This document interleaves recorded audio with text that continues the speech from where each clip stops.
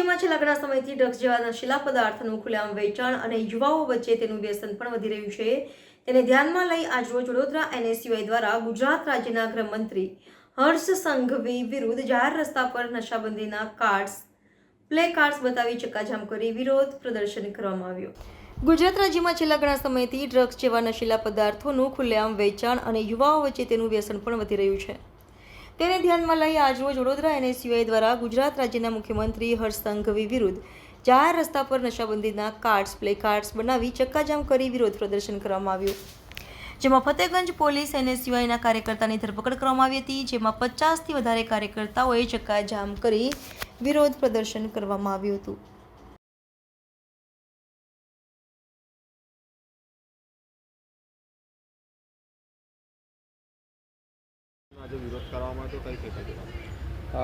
જે રીતે દિવસે ને દિવસે ગુજરાત ડ્રાય સ્ટેટ તરીકે ઓળખાય છે તેમાં ડ્રગ્સનું વેચાણ વધતું જઈ રહ્યું છે.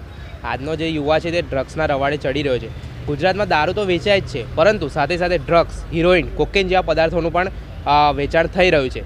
ક્યાંક ને ક્યાંક જોશો તો આ સરકાર જે છે, પોલીસ પ્રશાસન છે, તે યુવાને બચાવવામાં નિષ્ફળ રહી છે. નશાના રવાડે યુવાનો ચડી રહ્યા છે. આ જે સરકાર છે તે વિદ્યાર્થીઓ તથા વ્યક્તિઓને રોજગાર નથી આપી શકતી, શિક્ષા નથી આપી શકતી, પરંતુ ક્યાંક ને ક્યાંક આ લોકો આપી શકે છે તો માત્ર ને માત્ર નશો આપી શકે છે.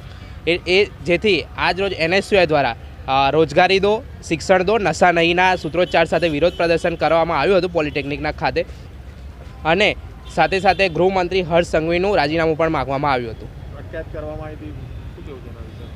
ક્યાંક ને ક્યાંક જોશો તો ડ્રગ્સ અવેરનેસ તથા વિરોધ પ્રદર્શનમાં જે વિદ્યાર્થી નેતાઓ છે તે વિદ્યાર્થીઓના હિતો માટે વિરોધ કરતા હોય છે, પરંતુ ક્યાંક ને ક્યાંક આ જે સરકાર છે તે પોલીસ પ્રશાસનને આગળ કરે છે. પોલીસ પ્રશાસનને આગળ કરીને એગ્રેસિવ રીતે વિદ્યાર્થીઓને ઉચકી લેવામાં આવે છે, પોલીસ સ્ટેશનમાં અટકાયત કરવામાં આવે છે, જે જરા પણ યોગ્ય નથી.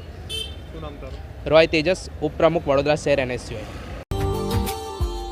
Subscribe now and press the bell icon. Never miss an update.